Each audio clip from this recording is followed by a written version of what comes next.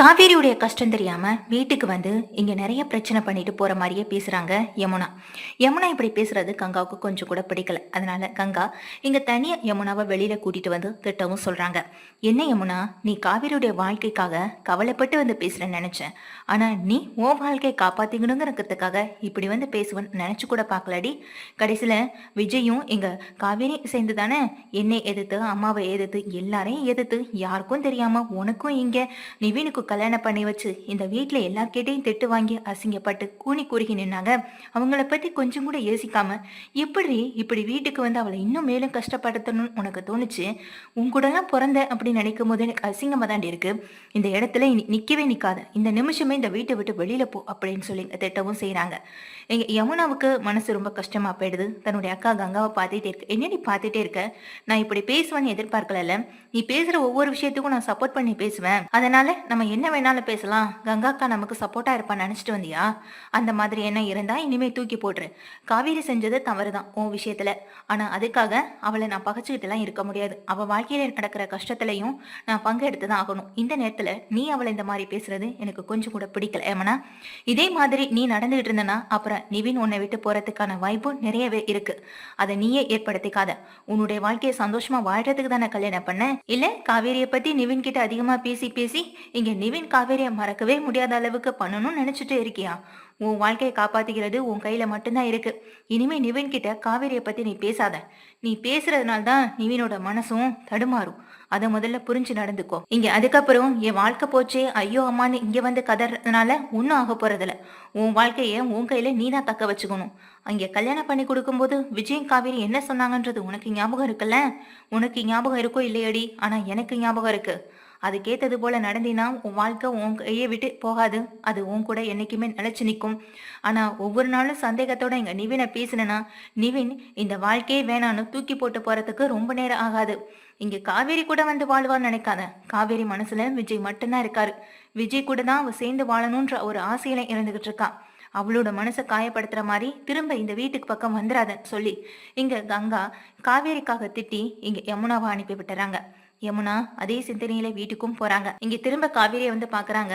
காவேரி, நீ எதுக்கும் ஃபீல் பண்ணாதடி அப்படின்னு சொல்லி இங்க காவேரிக்கு சப்போர்ட்டா நின்று பேசவும் செய்யறாங்க. வீட்டுக்கு போற யமுனா அங்க இருக்க நிவினை பாக்குறாங்க. நிவினை பார்த்து மறைச்சிட்டு இங்க ரூம்குள்ள போக நிவின் கிளம்பி உள்ள போறாரு.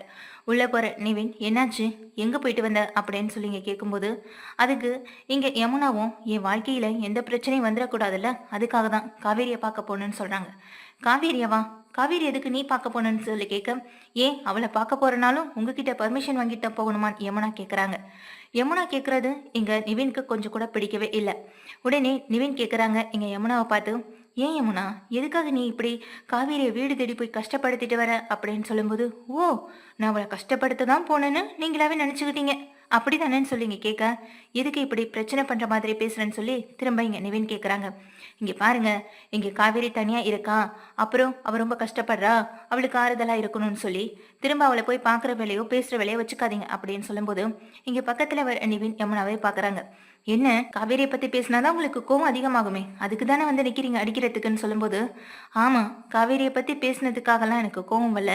உன்னோட அக்காமையும் குடும்பத்தையும் இப்படி கீழ்த்தரமா பேசுறல்ல, அதனால்தான் எனக்கு கோவம் வருதுன்னு சொல்லி பல்லார்னு ஒரு அறைய இங்க நிவின் வந்து யமுனா கன்னத்துல விட யமுனா கன்னத்துல கைய வச்சபடி ஆச்சரியத்தோட நிவினை பாக்குறாங்க. நிவின் சொல்றாங்க, இந்த வாழ்க்கையில நீ சந்தோஷமா வாழ்றியோ இல்லையோ, ஆனா நீ உன்னையும் கஷ்டப்படுத்தி என்னையும் கஷ்டப்படுத்தி காவேரியும் கஷ்டப்படுத்திட்டு வாழ்ற வாழ்க்கைக்கு நீ என்ன கல்யாணமே பண்ணிக்காம இருந்திருக்கலாமே யமுனா. பின்ன எதுக்கு என்ன கல்யாணம் பண்ணிட்டு வந்த? நான் தான் வேணும்னு அடம்பிடிச்சு என் சம்மதமும் இல்லாம என் குடும்பத்து சம்மதமும் இல்லாம உன் குடும்பத்து சம்மதமும் இல்லாம கல்யாணம் பண்ணி இங்க வந்து கஷ்டப்படணும்னு யாருக்கும் எந்த தலையெழுத்தும் இல்லையே. உனக்கு அப்படி என் கூட வாழ பிடிக்கல, நான் காவேரி கூட போயிடுவணுன்ற ஒரு பயம் இருந்துச்சுன்னா இப்பவே என்னை விட்டு தாராளமா போ. நான் வேணான்லாம் சொல்ல மாட்டேன். தாராளமா என்னை விட்டு பிரிஞ்சு போறதுக்கு நான் உனக்கு ஒரு வாய்ப்பு கொடுக்குறேன். இந்த வாய்ப்பை பயன்படுத்தி நீ போய்க்கோ. ஏன்னா இந்த வீட்டுல தான் நீ நிம்மதியா இல்லையே. ஏன்னா காவேரி கூட நான் போயிடுவணுன்ற பயத்துல தானே நீ வாழ்ந்துட்டு இருக்க. இனிமே அந்த பயம்லாம் உனக்கு இருக்க வேணாம். நீ போய் உன் கலெக்டர் படிப்பை படி, பெரிய கலெக்டர் ஆகு, வாழ்க்கையில பெரிய பெரிய அச்சீவ்லாம் பண்ணு. ஆனா என்னைய விட்டுரு. இந்த மாதிரி பேசி பேசி என் மைண்டை டார்ச்சர் பண்ணிட்டு இருக்காத அப்படின்னு சொல்லி நிவின் திட்டுறாங்க.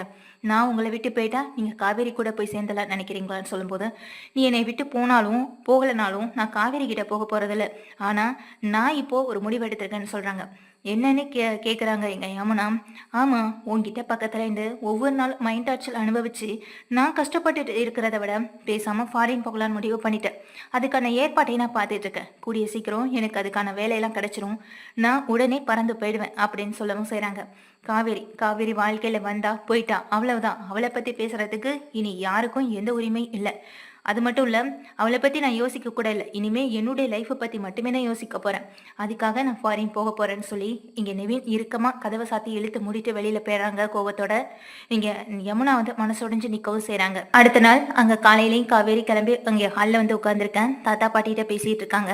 தாத்தாவும் பாட்டியும், ஏம்மா வீட்டுல பெரிய பிரச்சனை போயிட்டு இருக்கு, இங்க எங்களுக்கும் மனசு சரியில்லை, அதனால கோவிலுக்கு போகலான்னு இருக்கும், நீயும் வரியாமான்னு சொல்லி கேட்கும்போது, இல்லை தாத்தா நான் வரல அப்படின்னு சொல்லிட்டு இங்க இருக்காங்க. சரி, நீ வீட்ல இரு, விஜய்னா கொஞ்ச நேரத்துல வந்துருவான், விஜய் கிட்ட கொஞ்சம் மனசு விட்டு பேசு, நானும் தாத்தாவும் எங்க கோவில் வரைக்கும் போயிட்டு வரோம்னு சொல்லிட்டு கிளம்புறாங்க. வெண்ணிலா அப்படின்னு சொல்லி கேட்குறப்போ அவ ரூம்ல தாமா இருக்கான்னு எங்க பாட்டி சொல்லிட்டு அவங்க வெளியில கிளம்பி போயிடுறாங்க. ஆஃபீஸ்க்கு போன விஜய் இன்னும் வரல. சரி, அவர் வந்தாருன்னா அவருக்கு ஏதாவது சாப்பாடு எடுத்து வைக்கலாம்னு சொல்லி வெயிட் பண்ணிட்டு இருக்கேன். வெண்ணிலா எங்க ஹாலுக்கு வராங்க. வெண்ணிலாவை பார்த்ததும் எங்க காவேரியுடைய முகமெல்லாம் மாறுது.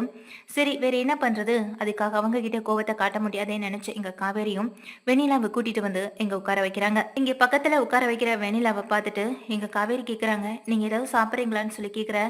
எதுவுமே பேசாம இருக்கேன். சரி நீங்க இருங்க, நான் உங்களுக்கு காஃபி போட்டு எடுத்துட்டு வரேன்னு சொல்லிட்டு இங்க காஃபி எடுக்க போறாங்க. காஃபி போய் எடுத்து போட்டு கொண்டு வந்து கொடுக்குறாங்க. அந்த நேரம் ராகினி, என்ன இப்படியே நைஸா பேசி வெண்ணிலா மனசுல இடம் பிடிச்சு அவளை எப்படியாவது இங்கேருந்து பேசி அனுப்பி விட்டலாம்னு நினைக்கிறியா?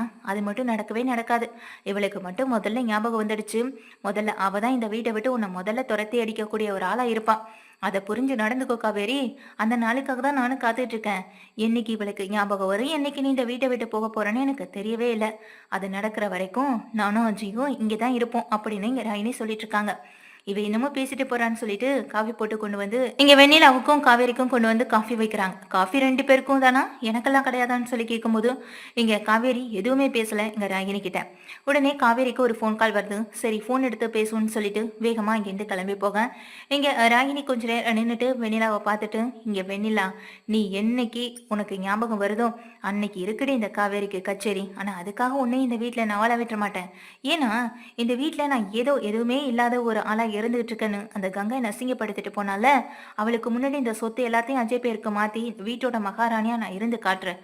என் அப்பா கிட்ட இருக்கிற சொத்து மட்டும் இல்லாம இந்த விஜயோட சொத்து முழுக்க அபகரிக்கிறதுக்கு நீ தானே எனக்கு உதவி பண்ண போறேன்னு சொல்லி ராகினி பேசிட்டு உள்ள போயிடுறாங்க. இங்க காவேரி திரும்ப வராங்க. போன் பேசிட்டு கீழே வர காவேரி அமைதியா உட்காந்துருக்க வெண்ணிலாவை பாக்குறாங்க.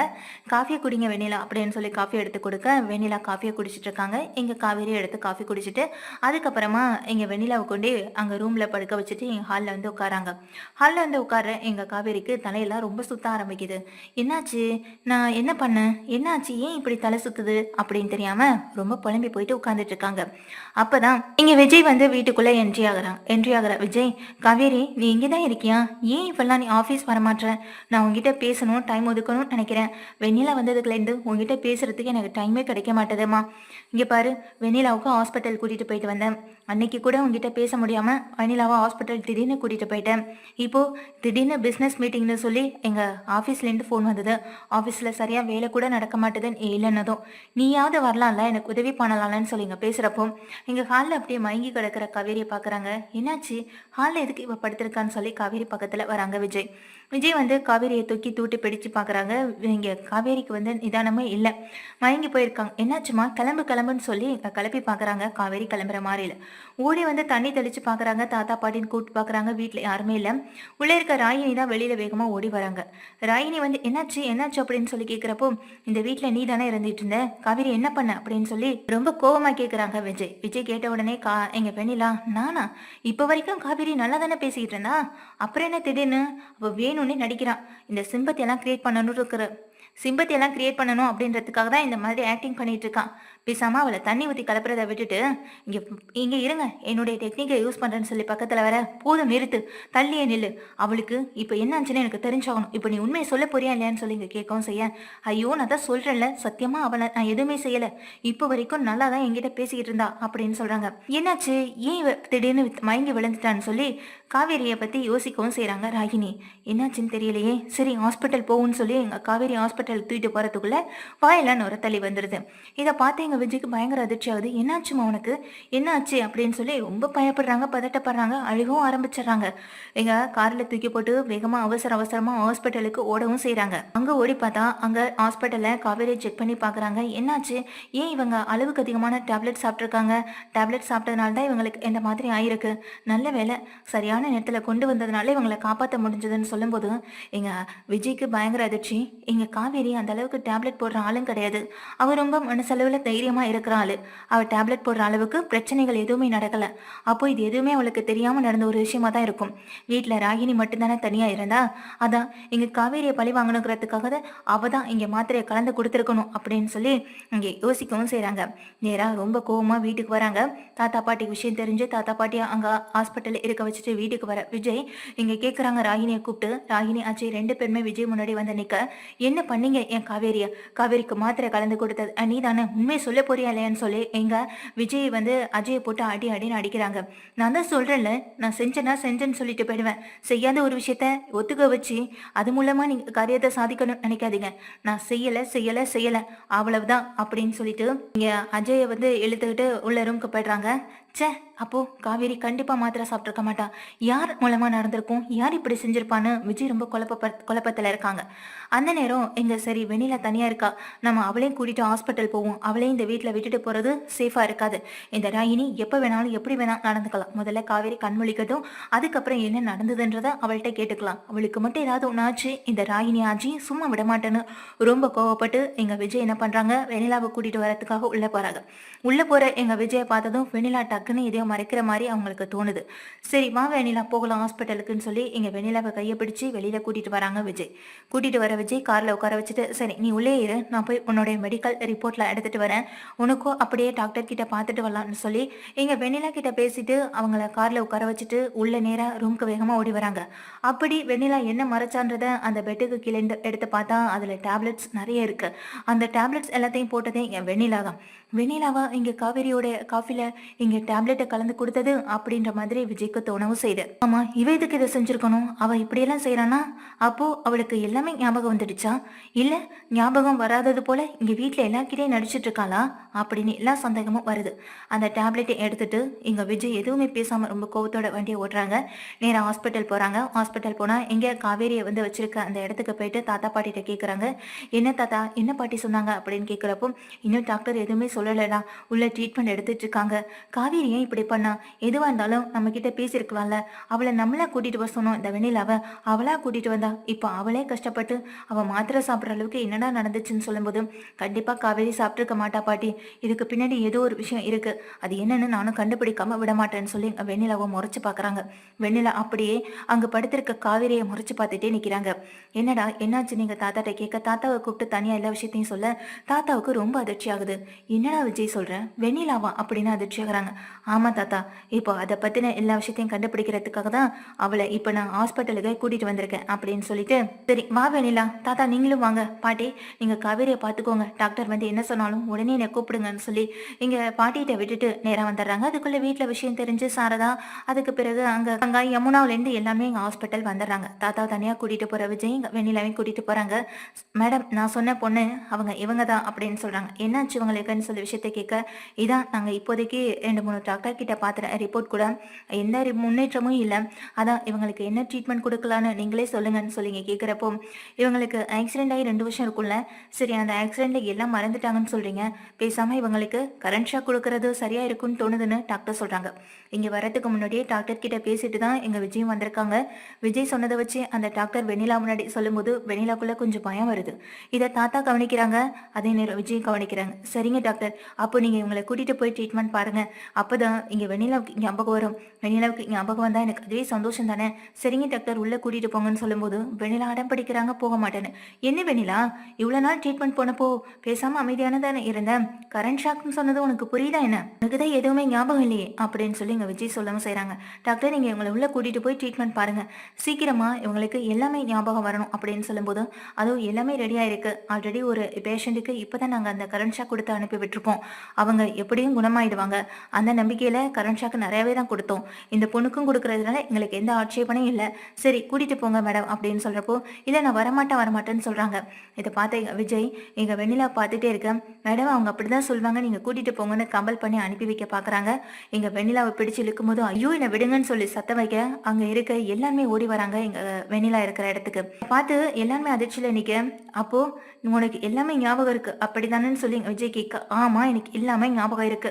எங்க ஆசிரமத்துக்கு வந்த கொஞ்ச நாளையிலேயே அந்த போட்டோ பார்த்த எல்லாமே எனக்கு ஞாபகம் வந்துடுச்சு. ஆனா எப்ப நீ வருவ, எப்ப நான் கூட்டிட்டு போவேன்னு நினைச்சு காத்துட்டு இருந்தேன்ல, அதான் நான் பண்ண மிகப்பெரிய தவறு. ஏன்னா என்னை கூட்டிட்டு வந்ததே உன்னுடைய ஒய்ஃப் காவேரி தானே. அவ இருக்க வீட்டுல எப்படி என்னால உன் கூட சந்தோஷமா வாழ முடியும்? அதனால்தான் அவளை ஒரே அடியா கொல்லணும்னு தான் நானும் நினைச்சேன். ஆனா இந்த விஷயத்த நீ கண்டுபிடிச்சிட்ட. அதான் என்னை இப்படி ஈஸியா மடக்கணுங்கிறதுக்காக கரண்ட் ஷாக் அப்படி இப்படின்னு சொல்லி ஏன் வாயிலேருந்து உண்மையை வரவழைக்கிற. அப்படித்தானே விஜய்? இன்னும் இப்ப சொல்லு, 2 வருஷமா உயிருக்குயிரா காதலிச்சுனா முக்கியமா, இடையில வந்தா இந்த காவேரி முக்கியமானு சொல்லி இங்க கேட்குறாங்க வெண்ணிலா. எனக்கு இப்பன்னு இல்லை, எப்போதுமே காவேரி தான் முக்கியம். காவேரியை என்னைக்கும் யாருக்கும் விட்டு கொடுக்க மாட்டேன்னு இங்க சாரதா முன்னாடி சொல்ல, சாரதாவுக்கு மனசு ரொம்ப சந்தோஷப்படுது. ஏன் கங்கா குமரன் எல்லாருமே சந்தோஷப்படுறாங்க. காவேரியை தவிர என்னால வாழ்க்கையில வேற எதை பத்தியும் யோசிக்க முடியாது. நீ என்னை ஏமாத்தி இந்த வீட்டுக்குள்ள நுழைஞ்சிருக்க. அப்படிப்பட்ட உன்னை திரும்ப அந்த வீட்டுக்குள்ள நான் எப்படி செத்துப்ப நினைக்கிறேன்? நான் காதலிச்சு அந்த வெண்ணிலா செத்து போய் ரொம்ப நாள் ஆச்சு. இப்போ நீ வந்திருக்க வெண்ணிலா யாரும், நான் வெண்ணிலா மாதிரி இருக்கிற உனக்கு உதவி செய்கிறேன், அவ்வளவுதான். ஆனால் இப்போ ஏன்டா உதவி செய்கிறோன்ற அளவுக்கு யோசிக்க வச்சுட்டல, ரொம்ப நன்றி. என் வாழ்க்கையை விட்டும் காவிரியை விட்டும் இப்போவே போயிடு. இந்த இடத்துல வேற யாராவது இருந்திருந்தா நான் இந்நேரம் நடந்திருக்க விதமே வேற மாதிரி இருக்கும். ஒரு காலத்தில் நான் காதலிச்ச வெண்ணிலான்றதுக்காக நான் கொஞ்சம் பொறுமையாக போயிட்டுருக்கேன். என் பொறுமையை சோதிக்காது அப்படின்னு சொல்லி விஜய் பயங்கரமாக திட்டுறாங்க. என்னம்மா நீ இப்படிப்பட்ட ஒரு கொலை பாவத்தை செய்ய துணிஞ்சிட்டேன், அதுவும் காவேரி மேலே எங்கள் விஜய் உயிரை வச்சிருக்கான்னு சொல்லும்போது, அப்போ நான் யார் தாத்தா வெண்ணிலா கேட்குறாங்க. வெண்ணிலா கேட்டதும் தாத்தா சொல்றாங்க, பாருமா இங்க யதார்த்தத்தை புரிஞ்சு வாழ்க்கையை வாழணும். அதுதான் வாழ்க்கைக்கு நல்லது, நம்மளை சுத்தி இருக்கவங்களுக்கும் நல்லது. இப்படி எதுவுமே புரிஞ்சுக்காம நீ பண்ற வேலையால பாதிக்கப்பட போறது யாரு? நீயும் தான். இதுல உன்னோட வாழ்க்கையும் தான் இதுல அடங்கியிருக்குன்னு எங்க தாத்தா எவ்வளவோ எடுத்து சொல்றாங்க. ஆனா அதையெல்லாம் இங்க வெண்ணிலா காதலை வாங்கிக்கிற மாதிரி இல்லை. இதனால என்ன பண்றாங்க விஜய், ஒரு சைக்காலஜிஸ்ட ஃபோன் பண்ணி வர சொன்னனால அவங்க எங்க வெண்ணிலாவை கூட்டிட்டு போக ட்ரை பண்ணிட்டு இருக்காங்க. என்ன விஜய், என்னை பைத்தியம்னு சொல்லி முடிவு பண்ணிட்டியான்னு சொல்லும்போது, நீ பைத்தியம்னு சொல்லி முடிவு பண்ணல, ஆல்ரெடி நீ பைத்தியமா தான் இருக்க. இப்போ நீ போய் ட்ரீட்மெண்ட் எடுத்துக்கிறதா உனக்கும் நல்லது. ஒன்று நான் என் கூடவே வச்சுக்கிறதுனால வரப்போற பிரச்சனை எங்க காவேரிக்கு மட்டும்தான். காவேரிக்கு மட்டும் ஏதாவது ஒன்று ஆச்சுன்னா அப்புறம் நான் உன்னை சும்மாவே விட மாட்டேன்னு சொல்லி வெண்ணிலாவை திட்டி அங்க சைக்காலஜிஸ்ட் டாக்டர் கிட்ட விட்டுட்டு வந்துடுறாங்க. இங்க வெண்ணிலா சத்தம் போடுறாங்க. ஆனா இங்க சைன் பண்ணி விட்டுட்டு வரதுனால இனிமே இங்க வெண்ணிலாவால வர முடியாது அப்படின்றத விஜயம் புரிஞ்சுக்கிறாங்க. அவங்களுக்கு சரியான ட்ரீட்மெண்ட் தேவை, அதை நீங்க கொடுத்துதான் ஆகணும்னு சொல்லிட்டு வந்துடுறாங்க. இங்க காவேரி ஐசியூல இருக்கிற காவேரியை பார்த்துட்டே இருக்காங்க. உனக்கு ஒன்றும் ஆகாது காவேரி, உனக்கு எப்போதும் நான் கூடவே இருப்பேன், உன்னை விட்டு நான் பிரியவும் மாட்டேன். அப்படி பிரியறனா நம்ம சாகரனால தான் இருக்கும் அப்படின்னு மனசளவில் நினச்சிட்டு காவேரியை பார்த்து கண்கலங்கியபடி இங்கே பேசிக்கிட்டோம். மனசளவு இங்கே பார்த்துட்டே இருக்காங்க விஜயம்.